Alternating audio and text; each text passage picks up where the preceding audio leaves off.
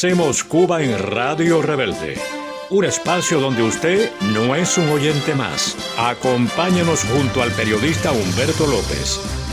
Hacemos Cuba.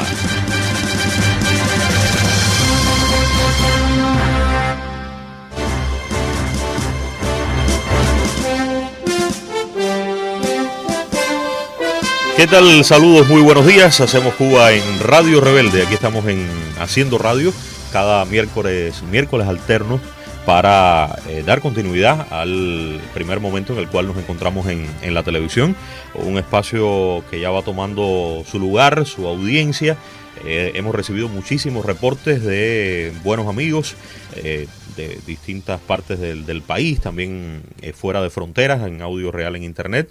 Escuchan esta sección, este momento, que en la oportunidad de hoy vamos a hablar acerca de la atención integral ante los hechos de violencia basada en género y en el escenario familiar. Recuerden que esto constituye una prioridad para nuestro país. Nos acercamos a un tema de altísima sensibilidad desde la visión integrada de diferentes instituciones que participan directamente en la atención a las víctimas y también en la atención a los entornos en los cuales tienen lugar estos hechos. Doy la bienvenida a las invitadas que estuvieron conmigo la semana anterior. Marisela Sosa, quien es vicepresidenta del Tribunal Supremo Popular.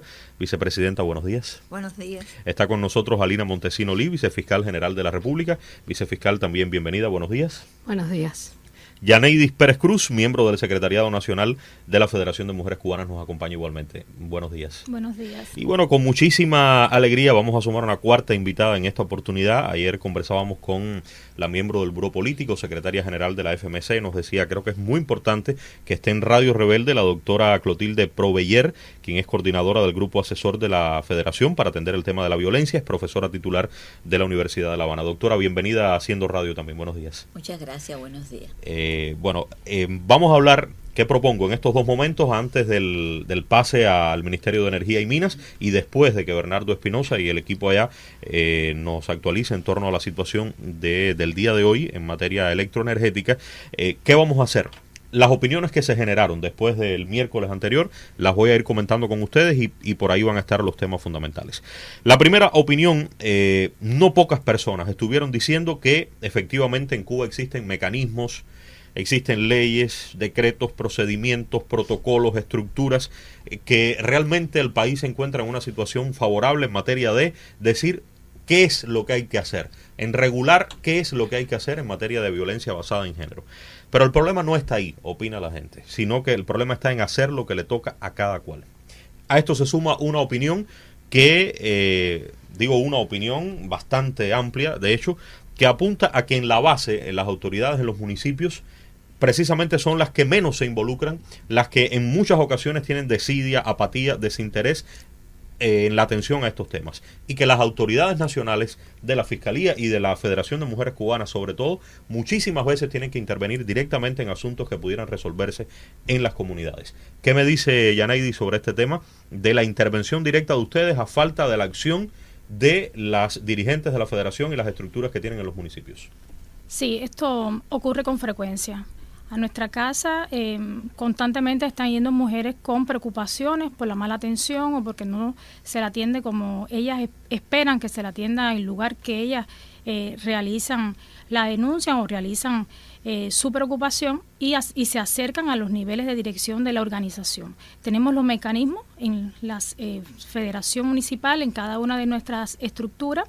Existe la Casa de Orientación a la Mujer y la Familia y dentro de ella está la consejería para atender los temas de violencia, pero no siempre se le da un tratamiento y a veces olvidan los intermedios, es decir, los organismos intermedios que tenemos para darle la atención y van directamente a través de cartas, de llamadas telefónicas y muchas veces se personan a la federación en busca de ayuda. Una vez que llegan a la federación, por supuesto, le damos todo el tratamiento que necesita esa mujer, esa persona que va a la federación en busca de esa ayuda.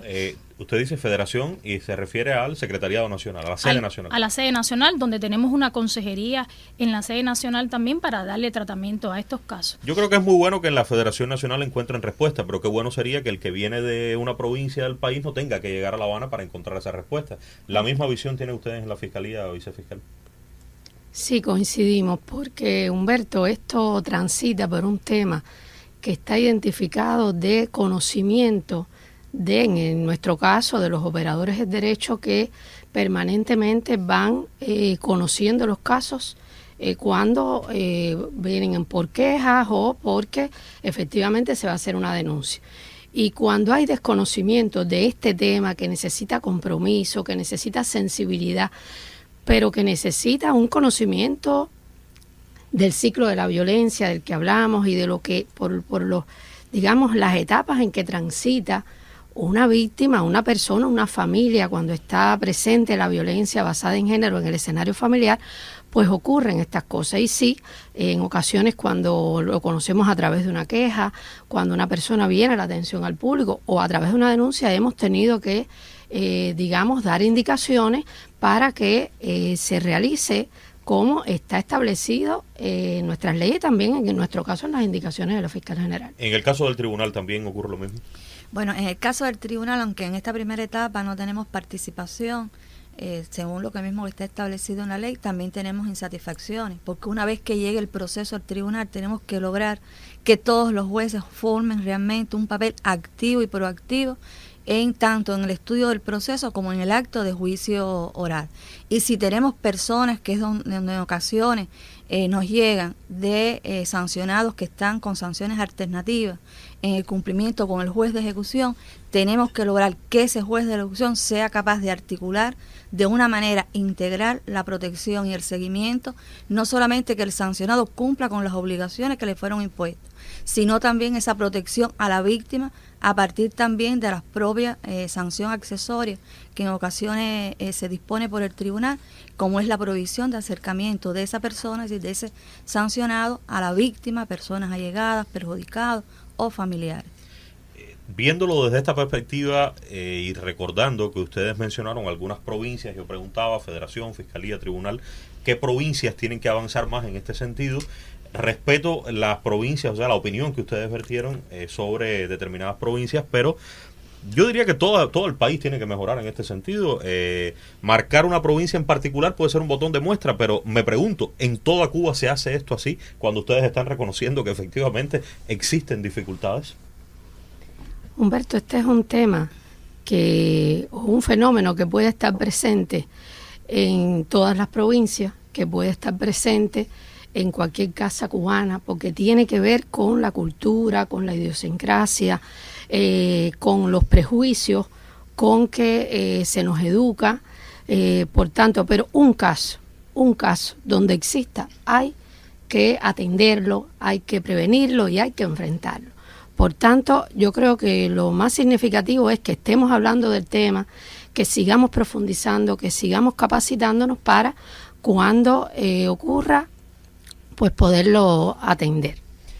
Esta situación de la violencia basada en género solo se da, en opinión de ustedes, quiero sumarla, doctor Clotilde, solo en las parejas heterosexuales, es otra de las preguntas que se generó, solo en parejas heterosexuales. No se da solo en parejas heterosexuales, porque realmente en las parejas homosexuales, ya sean femeninas o masculinas, se reproduce la concepción patriarcal de las relaciones de poder que existen en las relaciones heterosexuales. Eso significa que en las parejas homosexuales siempre hay alguien que va a asumir esa posición patriarcal que en una pareja heterosexual tendría el hombre. El rol que en la pareja heterosexual desempeña el hombre. Y ese sería el que manda en esa pareja. Generalmente. Entonces, hay parejas homosexuales en las que se mantiene una paridad, pero no son la mayoría. De hecho, nosotros acabamos de hacer un estudio no hace mucho que constata que en Cuba todavía en las parejas homosexuales se mantiene esa tendencia igual que en las parejas heterosexuales. Se reproduce el patriarcado porque es que en la relación de pareja lo que funciona es que hay uno de los miembros de la pareja que en las heterosexuales de manera absolutamente mayoritaria el hombre, y que es quien detenta el poder, que es quien lleva la voz cantante en la pareja. Y lo mismo sucede en las relaciones homosexuales. Y entonces, ¿cómo se da ahí el fenómeno de la violencia? ¿Y cómo atenderlo desde esta institución? Con las mismas características que se dan en las parejas heterosexuales. con las mismas características. ¿Acuden parejas homosexuales a estos servicios a denunciar a la Fiscalía, a la Federación? ¿Ha llegado procesos a los tribunales? ¿Qué dice la Federación? Sí, a nuestras casas sí ha llegado todo tipo de parejas. No hay identificación es decir, nosotras la atendemos todas, no importa su identificación, es decir, su identidad, no. Constantemente llegan, como cada uno de los casos, se dan la atención, es decir, todo el seguimiento que llega a cada uno hasta derivar el caso hasta de los niveles que debemos de llevarlo en el procedimiento. Sí, doctora. Subjetivamente, porque no tengo los datos, pero a mí me da la impresión de que en una pareja homosexual, quien está siendo víctima de violencia le debe costar mucho más ir a solicitar ayuda. Es decir, no tengo los datos porque es un registro que llevan las instituciones, pero al menos en lo que nosotros hemos constatado en las investigaciones, hay una mayor reticencia a reconocer que mi pareja, que es de mi mismo género, más bien de mi mismo sexo, porque los roles de género se cambian, me ejerce violencia sobre mí. ¿Y cuán complicado puede ser entonces, volviendo a las parejas heterosexuales, o incluso en las parejas homosexuales, cuando es un hombre el que es víctima de la violencia de género? Sí, basada en género. La violencia basada en género puede tener a los hombres como víctimas. Esa fue otra de las preguntas. Pero incluso no en el propio estudio de televisión, bueno, ¿y los hombres no somos víctimas, los hombres agresores nada más? Ya. Puede haber hombres víctimas de violencia de género. ¿Puede haber o existen en Cuba? Le pregunto a la Fiscalía, ¿existen? Nosotros recibimos casos, pero en una expresión muy mínima. Mínima, pero existen. Sí, y pueden existir, ¿cómo no? La doctora yo creo que puede explicarlo perfectamente. Sí. Y yo digo que pueden existir y que existen, pero como excepciones, no como norma. Porque justamente la violencia de género es una violencia que se ejerce para mantener el sistema patriarcal, para mantener la dominación masculina. Tiene que haber, por tanto, una posición de poder. Y quienes históricamente han estado desprovistas del poder en las relaciones de pareja y en las relaciones intergenéricas son las mujeres. Es un problema de discriminación. Es decir, la violencia de género es la forma extrema de discriminación por motivos de género. Eso hace que sean las mujeres como grupo social las que reciben la mayor cantidad de violencia. Puede que haya un hombre que esté desprovisto del poder y que la mujer esté en una posición de jerarquía por encima de él y que ejerza violencia. Porque para que se pueda ejercer violencia, yo tengo que tener en este caso, por ejemplo, sobre ti, tengo que tener una posición de superioridad, que puede ser económica, que puede ser física, que puede ser emocional, puede ser de cualquier tipo, pero tengo que tener con qué actuar sobre ti en una condición de superioridad. ¿Y qué pasa cuando, vicepresidenta Marisela, y qué pasa cuando una mujer intenta, volviendo a los casos más típicos, ya no pensando en el hombre en la posición de víctima, sino cuando la mujer intenta utilizar estos mecanismos que ya se sabe, que ya se conoce, existen, funcionan en mejor o no en óptima medida, pero que existen estos mecanismos para disfrazar otra cosa? Digamos, la mujer que quiere quedarse con la casa denuncia al hombre objeto de, digamos, estoy siendo violentada, y comienza un proceso para definitivamente quedarse con la casa. Por poner ese ejemplo, pero pudieran existir otros casos. ¿Lo han conocido ustedes? ¿Cómo funciona esto? Sí, Humberto, sí, se han existido, no son muchos casos, pero en la práctica judicial han existido. Yo creo que lo más importante ahí siempre tiene que ver con el tema de las pruebas. Y con esa posición que hoy le da la misma ley del proceso penal a las víctimas, que tienen el derecho a nombrar un abogado que los represente, a participar en el proceso, a estudiarlo, a proponer pruebas, y también tiene que ver con esa posición acuciosa que tienen que tener los jueces en cada uno de los asuntos, a los efectos de determinar si ciertamente existió esa violencia de género, esa violencia en el marco de la familia, o si lo que está en juego es otro trasfondo, si lo que está simulando determinado delito, a los efectos de enmascarar y tener a su favor después una sentencia que pueda utilizar para otro tipo de proceso. Creo que ahí la Fiscalía es fundamental en ese proceso de protección definitiva de todos los ciudadanos, y hay niños también por el medio, vicefiscal. Sí, cómo no. Coincido con la vicepresidenta. Se dan casos, pero son bastante excepcionales. Y todo parte de la investigación. O sea, cómo nosotros profundizamos en las verdaderas causas de la violencia. Y efectivamente hemos tenido algunos casos pero se identifica en la investigación. Y la mayoría de los casos, Humberto, realmente se comprueba que existe violencia basada en género. Es decir, no es que no puedan existir, pero en la mayoría se constatan los tipos de violencia que fuimos viendo en el programa. La violencia psicológica, la violencia física, la violencia económica, la violencia sexual, y pueden identificarse en la investigación perfectamente. Vamos a hablar de otro tema que generó opiniones, y es la prohibición de acercamiento a la víctima. Quiero hablar desde la visión inicial de la federación. Llega una mujer a la federación, llega con miedo, llega con temor, cumple la federación su rol, pero ustedes están detectando ya desde el inicio que ahí puede pasar algo más. Ella está diciendo, hay una situación compleja en mi casa, vengo con miedo, se pueden enterar los vecinos, puede enterarse el esposo. ¿Cómo operan ustedes inicialmente para que esto quede en un marco lo más estrictamente reducido, lo más reducido posible, y comenzar a actuar y que se aleje esa persona de la víctima para evitar que ocurra algo más grave? Lo que tenemos establecido, por supuesto, con este grupo de colaboradores que tenemos en las consejerías y en las casas de orientación y las familias, pues ellos cumplen con un protocolo que tiene que ver, por supuesto, con esa confiabilidad de toda la información. Y hasta que la mujer decida en qué momento va a ser el proceso de denuncia, pues entonces se acompaña a hacer el proceso. Pueblo chiquito, los comentarios van rápido. Llega la mujer y ustedes en la federación no pueden decirle a nadie más que ella fue ahí. Mira, la esposa de fulano vino, dice que fulano...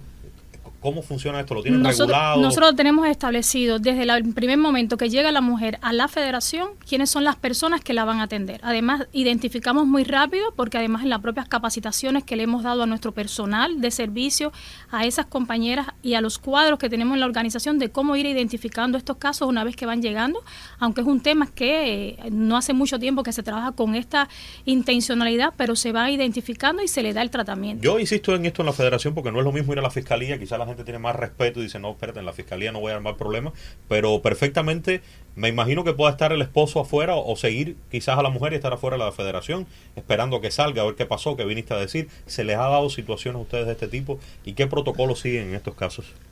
De este tipo, de que el esposo se conozca, de que la información que se trabaja en la federación, hasta ahora no tenemos este tipo de problemas, no lo hemos tenido. ¿Y detenerlo, cómo actúan? ¿Qué hay que hacer? Detenerlo, pues por supuesto, tenemos que hacer los análisis pertinentes, porque una vez que ya usted da el paso de que va a estar en un grupo de coordinación con la organización, pues también asume las normas que tiene la federación hacia lo interno para poder dar tratamiento a cada uno de estos casos. Ahora, prohibir que se acerque el agresor a la víctima, ya una vez que se radica, vicefiscal, el expediente, comienza la investigación, y aquí sí se puede poner como medida cautelar, imponer como medida cautelar. Sí, se puede imponer como medida cautelar la prohibición de acercamiento a la víctima, y recordemos que en los casos donde constatamos en la investigación, incluso preliminarmente, que puede existir un peligro inminente para la vida, la integridad física, psíquica de la víctima, el fiscal puede imponer la prisión provisional, que es la medida cautelar más severa, que se utiliza en los casos de las amenazas más graves, en lesiones y por supuesto en los delitos, o sea, en los delitos donde desgraciadamente pierde la vida la persona, es la prisión provisional. Incluso nosotros podemos poner varias medidas cautelares. Más de una. Más de una. Se puede poner la prisión provisional. Generalmente cuando se pone la prisión provisional, no inmediatamente no ponemos la prohibición de acercamiento a la víctima, pero perfectamente se puede poner, porque hay que tener en cuenta que cuando esa prisión provisional, si en algún momento por los resultados de la investigación se decide modificar, hay que asegurar que no haya un acercamiento a la víctima o sus familiares. Pero si yo estoy prohibiendo el acercamiento a la víctima y no está en prisión a alguien que vive con la víctima, o sea, el esposo vive con ella en la casa y la fiscalía está diciendo, prohíbo que te acerques como medida, pero no está en prisión, ¿para dónde va el hombre? Sí, pero en esos casos se adoptan las medidas para que esta persona pueda trasladarse a convivir con otro familiar. Pero no puede ir a la casa donde vive con ella. No debe ir a la casa. Y si el caso es extremo, se mantiene entonces en prisión provisional. Se mantiene en prisión provisional, sí. Siempre que haya un peligro inminente, hay que evaluar la imposición de la prisión provisional. Ahora, hablando de la prisión provisional, usted puede afirmar que por regla general, cuando detectan que efectivamente hay violencia y que puede darse un hecho más grave, ustedes mantienen en prisión a ese agresor. Cada caso es un caso, Humberto, porque afirmar que en todos lo vamos a mantener, cada caso lleva una investigación particular, pero siempre que exista ese peligro inminente o que efectivamente ya se haya producido una lesión o incluso la pérdida de la vida, los fiscales imponen la prisión provisional. No, pero en la pérdida de la vida no tengo duda. Es pero lo que estoy importante, pensando es en las amenazas, en este tipo de cuestiones que aparentemente no son tan graves, pero que derivan después en algo mayor. Hay que valorar siempre que es posible aplicar la prisión provisional. Hemos visto casos, denuncias en redes sociales de sustitución de la prisión por una fianza y el hombre va y entonces es donde se le aplica, como decimos a la mujer, en ese momento por haberlo denunciado. Se han visto casos, sí, efectivamente. Y tiene que ver con que la investigación no ha llegado a donde tiene que llegar. Porque incluso en estos casos nosotros, la fiscal general ha indicado que debemos profundizar hasta en los antecedentes con otras parejas. Porque muchas veces puede ser que estos hayan sido los primeros, hechos de violencia con esta pareja, pero cuando hemos profundizado con otras parejas anteriores, ha habido también situaciones de violencia. Por tanto, no nos podemos quedar solo en lo que ha pasado en este caso. Bueno, con tantos registros que se van creando y con tantas herramientas de informatización, pienso que hay que ubicar a esa persona con esas características. Quizás una herramienta te lo puedo decir, agresor, aquí está. Se movió de Santiago de Cuba para Villa Clara. En Villa Clara nadie lo conoce, pero en Santiago tenía tremenda historia de agresión a varias mujeres. Sí, y estamos trabajando, se ha dicho ya en otros espacios, en la creación de un registro administrativo. ¿Se puede tener eso en el futuro? Se puede tener en el futuro, ¿cómo no? Con el registro administrativo lo vamos a poder tener. Doctora. Yo quiero retomar lo que se hablaba al inicio acerca de cuando las personas van buscando ayuda, qué es lo que pasa. Yo creo que independientemente de todo lo que han explicado las compañeras aquí, con lo que yo coincido, hay un elemento que es muy importante y hay dos elementos. Uno es la capacitación, es decir, el personal que atiende directamente la problemática de violencia tiene que tener una capacitación específica. Y el segundo elemento, entonces me lo explica después del pase al Ministerio de Energía y Minas. Bernardo Espinosa ya está con nosotros y la actualización a través de la radio y la televisión cubanas. Hacemos Cuba en Radio Rebelde, un espacio donde usted no es un oyente más. Acompáñanos junto al periodista Humberto López. Hacemos Cuba.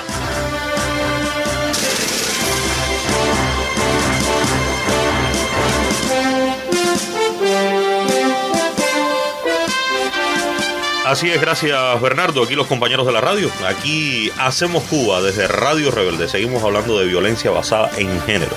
Un panel de 4 excelentes profesionales. Y me decía, ¿será una concepción patriarcal? Que me decía alguien aquí en el estudio. Ahora tienes que ser el gallo de esas 4 compañeras. ¿Eso es patriarcal, profesor? Sí, sí lo es. Sí. Imagínese. Es muy fuerte esto. Sí. Te digo, hay que capacitar, y me habló de un segundo elemento. ¿Cuál es el segundo elemento? Sí, pero quiero decir algo más sobre el capacitar. Es decir, el capacitar no es solo adquirir el conocimiento. Capacitar es internalizar, apropiarse de esa concepción para que corra por las venas, que uno no pueda quedarse indiferente ante esa injusticia de género, que uno entienda que lo sientas, que hay que trabajar para evitarlo, para prevenirlo y para eliminarlo. La capacitación fría, el conocimiento frío no es suficiente. No, es que ese conocimiento, si no está acompañado de convicción, de compromiso, de responsabilidad, no funciona. Sí, desde que llegas a la estación de policía a hacer la denuncia, si el que está recibiéndola no entiende y no lo siente, y ahí yo creo que está el primer problema. Exactamente. Después, si el fiscal que te recibe tampoco, si en la federación la cosa, bueno, más o menos, pero hay otras prioridades, hay una visita de la nación aquí, venga mañana. Después, si en el tribunal tampoco se entiende de la misma manera, claro, hay que sentirlo, si no es muy difícil. Sí, exactamente. Si no, entonces lo asumimos como algo más. Y no puede ser. Y además hay una realidad que muchas veces está en la subjetividad social y la concepción sexista. Y muchos de los administradores de justicia, muchas de las personas en la policía, muchos de los funcionarios que tienen que atender revictimizan porque no tienen esa conciencia de género, y entonces no le dan la importancia, vaya y resuélvalo, vamos a burocratizar este problema que no puede burocratizarse, y entonces hay una revictimización de las personas. ¿El segundo elemento cuál sería? Y el segundo elemento tiene que ver con que es cultural. Es decir, nosotros tenemos que lograr que la cultura de derechos esté presente en la gente. Y eso significa un trabajo cultural. Hay que desmontar de los imaginarios sociales las concepciones que naturalizan, que legitimizan la permisividad en torno a la problemática de la violencia. Es necesario que las personas conozcan, las mujeres y los hombres, conozcan los derechos y los deberes que la Constitución y las leyes nos dan para poder hacer valer nuestros derechos. Una víctima tiene que saber que tiene los mecanismos establecidos para poder pedir atención y justicia. Hay países, a las 4, que he escuchado que dicen, no, aquí cuidado, aquí mandan las mujeres y los animales. Son los que tienen más derechos. He oído eso. O sea, los animales, cuidado tocar un animal y cuidado con tocar una mujer. Mira, yo creo que pueden funcionar en los imaginarios patriarcales, sí, todas esas concepciones. Ajá. Que hacen que como que ya las mujeres tienen toda la protección que necesitan y por tanto tienen más protección que los hombres. Y yo creo que de lo que se trata es de que la justicia está otorgándole a las mujeres es decir, la justicia, los derechos que le han sido negados o que han sido vulnerados a lo largo de la historia. Entonces, como han sido negados y vulnerados a lo largo de la historia, la justicia, las leyes, los mecanismos gubernamentales están saldando esa deuda histórica de discriminación por motivos de género. Usted tenía, vicefiscal, otro apunte sobre la pregunta que le hice al inicio de la prohibición de acercamiento. A ver, yo quisiera de todas formas aquí también, Humberto, apuntar que cada vez son más mujeres las que se acercan a la Fiscalía. ¿Más? Sí, cada vez son más mujeres y nosotros las recibimos fundamentalmente en un principio, digamos, ejerciendo su derecho a la queja. Y a partir de ahí vamos conociendo. Y cuando un fiscal, si tiene, ya se da cuenta que está en presencia, porque no siempre la víctima, ratifico eso que lo dijimos en el programa en televisión, no siempre la víctima tiene conciencia de que está siendo, digamos, víctima de una situación de violencia. Cuando un fiscal ya se da cuenta, tiene que ponerse en el lugar de esa víctima, que es lo que decía la profesora. O sea, tenemos que trabajar para que las personas tengan empatía, sepan ponerse en el lugar de esa víctima. Y cuando ahí identificamos que todavía no están presentes los elementos de un tipo delictivo, pues efectivamente la primera orientación, donde ya identificamos que hay violencia, que es muy desconocido aún, está establecido en el Código de Familia, la tutela urgente ante el Tribunal de lo Familiar. Y tenemos que reorientar a las personas y acompañarlas, articular para que lleguen efectivamente al tribunal.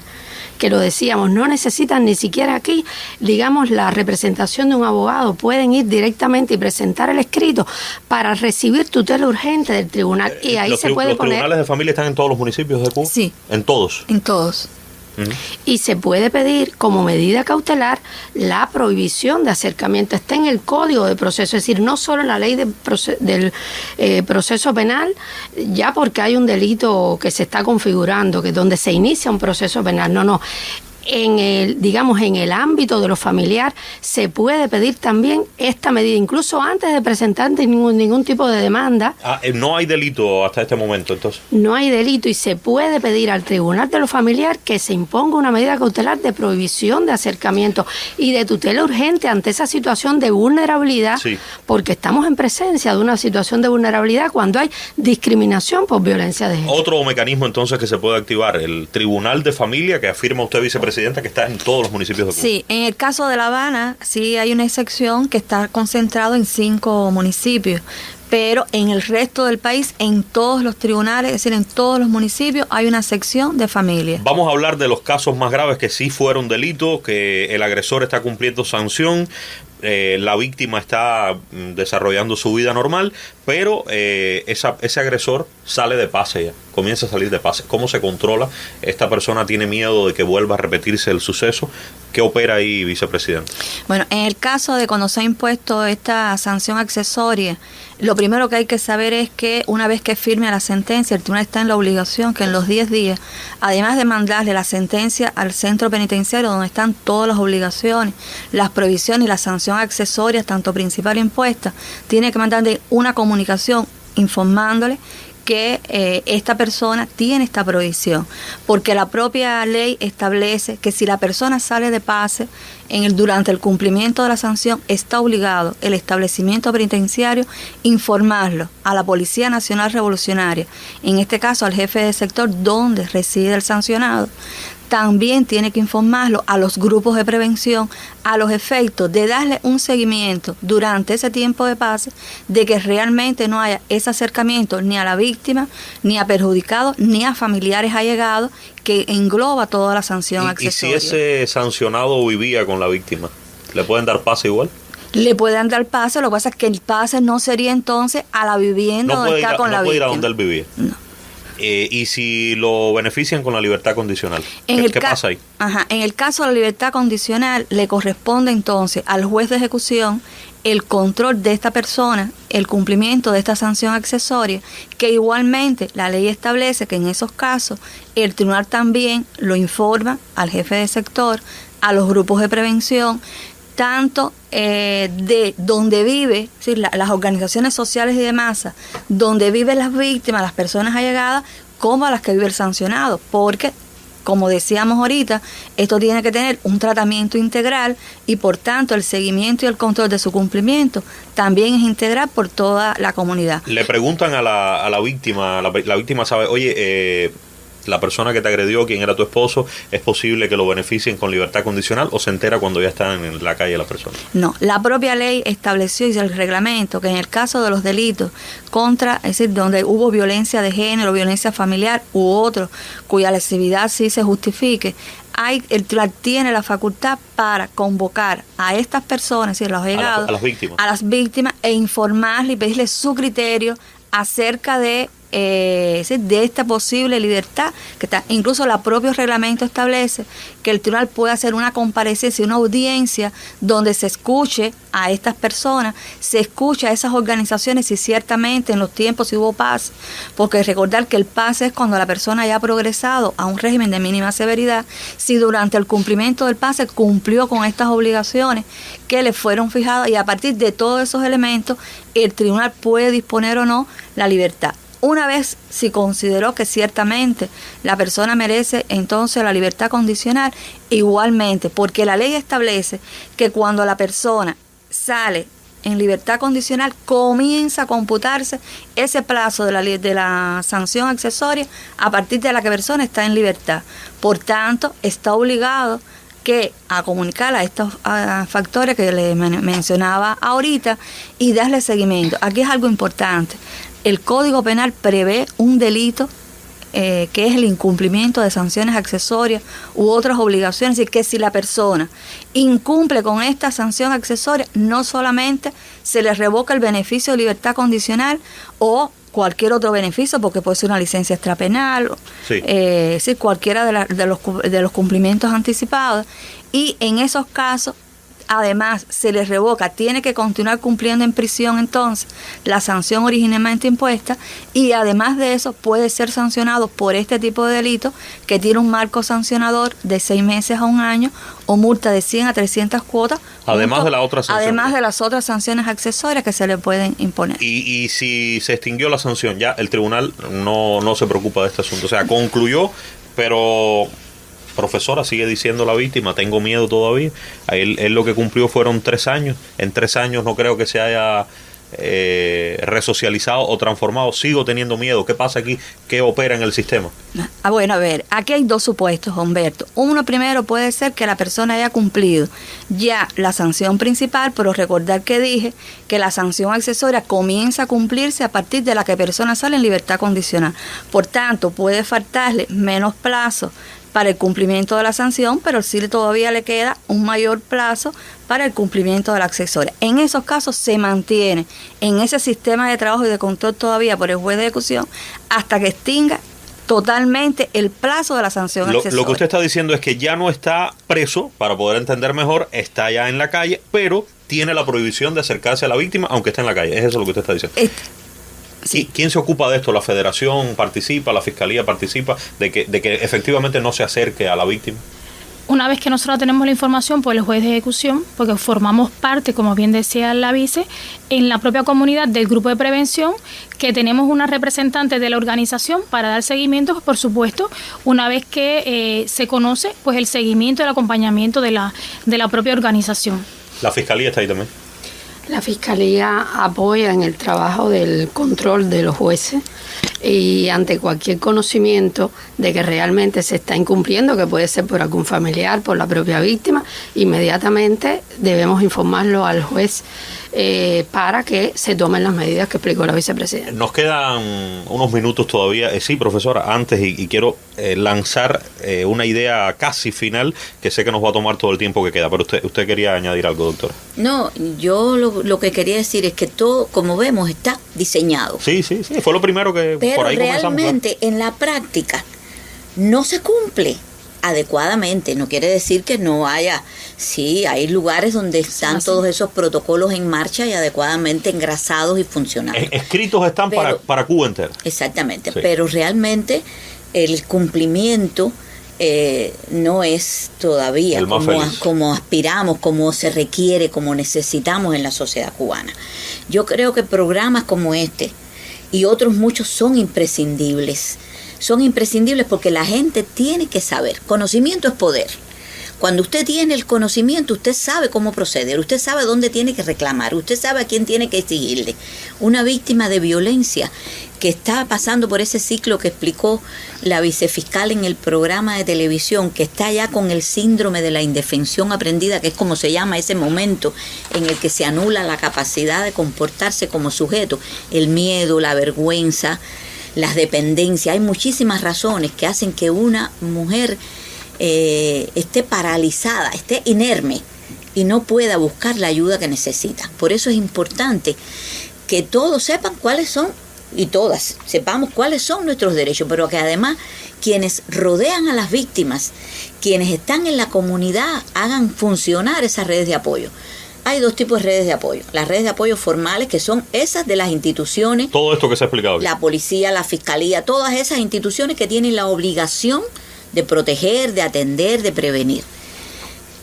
Pero además están las redes informales, que son los vecinos, los amigos, los compañeros de trabajo, que están cercanas a las víctimas, que tienen la confianza de la víctima, que pueden tener mayor inmediatez. Todavía en Cuba no tenemos desarrollada esa responsabilidad social que pasa por el conocimiento, por la deslegitimación de la violencia, porque seguimos pensando que es un problema privado. Entonces sabemos que en la casa de al lado el marido maltrata a la mujer, maltrata a los hijos, pero ese es un problema que a mí no me compete, porque ese es un problema entre marido y mujer, nadie se debe meter, la familia.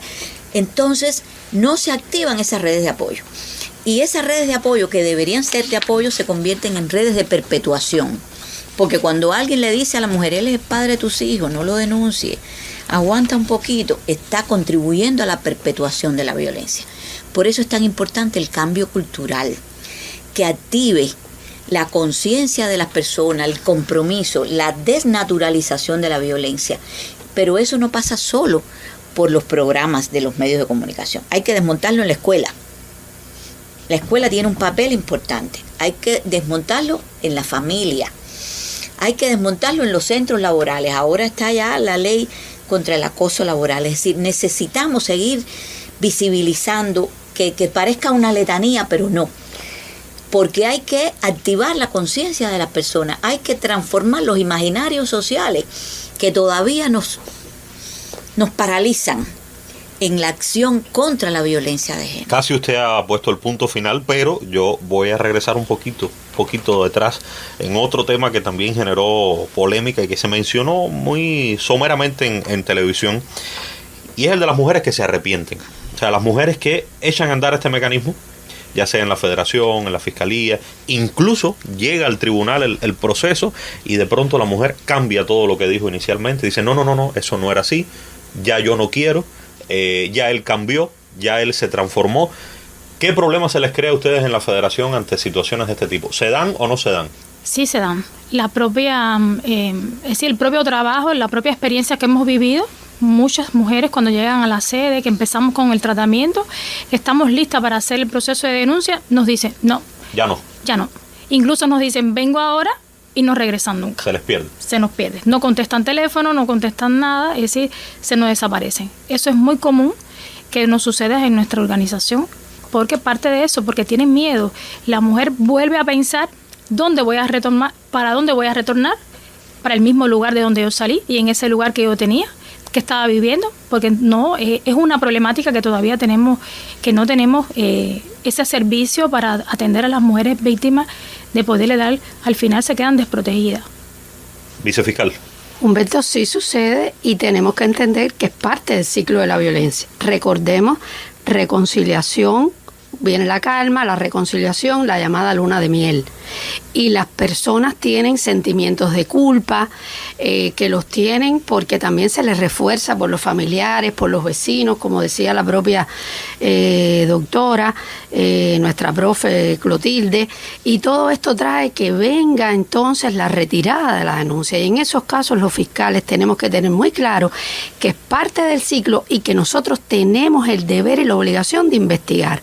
Es decir, puede haber arrepentimiento, pero nosotros tenemos que investigar, porque un fiscal tiene que estar convencido de que puede estar en una situación de mucho peligro para la vida de esa persona, de que el ciclo de la violencia se va a volver a reproducir y ahora se calmó, pero después va a volver a comenzar. En algunos casos de estos arrepentimientos han visto después finalmente un asesinato. Sí, lo hemos visto. Sí, lo han visto. Sí, además, a veces no es arrepentimiento real, a veces miedo, a veces amenaza. Está inducido. Exactamente. Así es. Entonces, cuando hay, eso del arrepentimiento, eso no es tal. No es tal, ni en la mujer, ni el hombre que dice que está arrepentido, tampoco.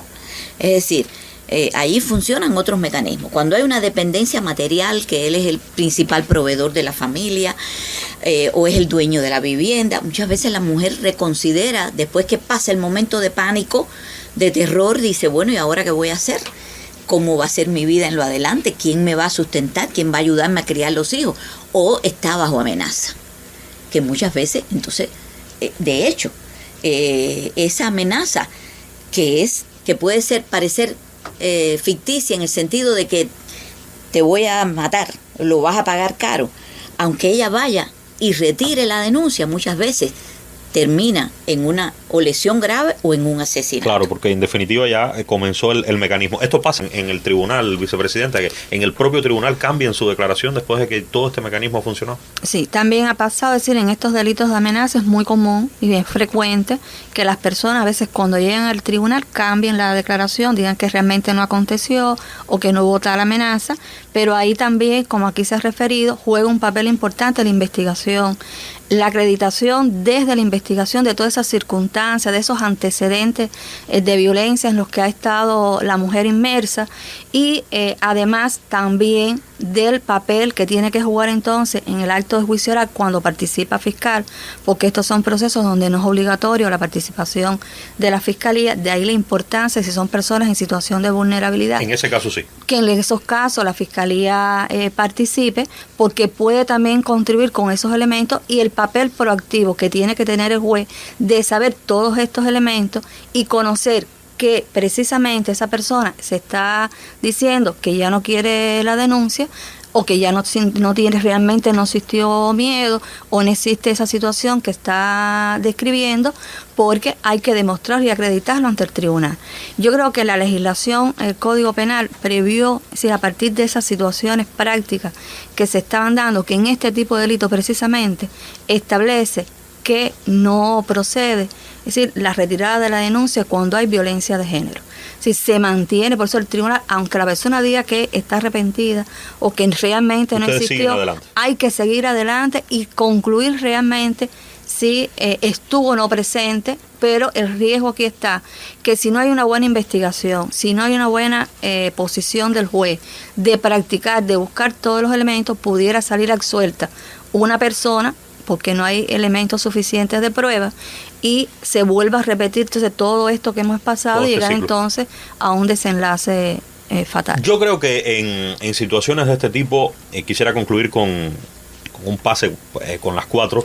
Las instituciones, usted le decía, doctora, las redes formales, tienen que exorbitar su papel, porque efectivamente se trata de personas que per se, por sí mismas, no pueden hacer lo que otra persona haría en una situación normal, porque yo creo que esto es una situación completamente anormal. Aquí hay que hacer un poco más de aquello que corresponde a cada institución, y por eso es que tienen que poner un plus en el caso de la Federación, en el caso de la Fiscalía, la Policía, los órganos, estos grupos de prevención donde intervienen prácticamente todos, o deben intervenir prácticamente todos los factores de la sociedad, porque alguien en pánico o alguien en miedo, con miedo, es alguien, doctora, desde mi desconocimiento digo, que no razona, que no puede razonar concretamente o de manera efectiva para llegar a lo que puede ser mejor para sí misma y para el entorno que le rodea. ¿Qué dice usted ya en la recta final? Sí, a ver, yo no creo que sea que no razone, sino que no puede buscar lo mejor, el razonamiento adecuado. El adecuado, exacto. El adecuado, justamente porque no tiene las herramientas para hacerlo. De hecho, se explica que para que una mujer pueda salir del ciclo de la violencia, tiene que convertirse en sujeto, porque en las condiciones en las que está, no funciona como sujeto. Es decir, cuando nosotros hablamos de sujeto, es la persona que es consciente de sus actos, claro, de sus decisiones, de sus proyectos, y está en una situación de baja autoestima, de incapacidad emocional, de parálisis, que no le permite tomar las decisiones adecuadas. Por eso necesita los apoyos externos, para que la ayuden a que ella recupere su condición de sujeto. Eso es imprescindible. Sola no puede. ¿Algún comentario final de la Federación? ¿El compromiso a seguir en esta batalla de verdad y de frente? Por supuesto, la labor de la prevención, que debe ser constante, la capacitación, la sensibilización del tema, y además que las mujeres conozcan cuáles son sus derechos. ¿La Fiscalía? La Fiscalía tiene todo el compromiso y también la responsabilidad de llevar a cabo su papel tanto en la prevención como en el enfrentamiento, y para eso, Humberto, nos estamos preparando, nos estamos capacitando y además, como decía la doctora, adoptando todo el compromiso, la sensibilidad y también la capacidad de articularnos, porque una sola institución no puede, y un fiscal tiene que saber articular todos los mecanismos de los grupos de prevención y tiene que saber articular, es decir, toda la red de apoyo que necesita esta persona. Vicepresidente. En el caso del tribunal igualmente, Humberto, yo creo que el reto, el compromiso que tenemos es cumplir nuestra estrategia, nuestro protocolo de actuación del sistema de tribunales en atención para prevenir este tipo de conducta, y también desde el papel que nos corresponde como papel coordinador que tiene el juez de ejecución de todas aquellas personas que estén sujetos a control por hechos de violencia de género, es articular y lograr que trabajemos de manera armónica, integral y sistemática con este tipo de personas. Violencia basada en género y también en los espacios familiares o intrafamiliares, un tema que no se agota, al contrario, es un tema que en los últimos años va tomando más presencia en el debate público, y aquí en los medios nos debemos articular también y formar parte de esta esta constante construcción colectiva para la transformación de esos patrones culturales que están tan dentro de cada uno de nosotros, a veces de forma consciente y otras no tanto. Se nos acabó el tiempo, profesora. No, Sí. una frase. La problemática de la violencia de género puede tener los mecanismos más perfectos, pero la prevención es la clave. La prevención. La prevención es la clave, porque si no estamos actuando sobre el hecho ya consumado, y lo que tenemos es que trabajar para evitar ese hecho que suceda. Gracias a todos. Volveremos en 2 semanas aquí haciendo radio, donde usted no es un oyente más. Buenos días.